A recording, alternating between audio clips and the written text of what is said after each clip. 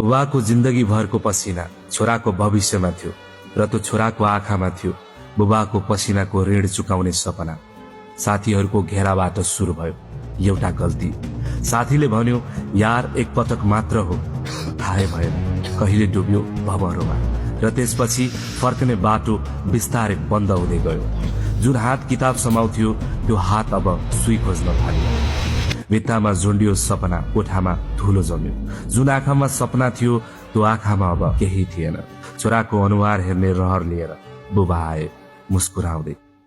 हातमा थियो छोराको मनपर्ने खाजा। भिडमा उनले छोरालाई भेटे, तर त्यो भेट उनले सोचेको जस्तो थिएन। त्यो एक पटकको मजा बुबाको जिन्दगी भरको चिच्याहाट पर्यो। लागु अवसर जीवन सकिने बाटो हो। से नो टु ड्रग्स।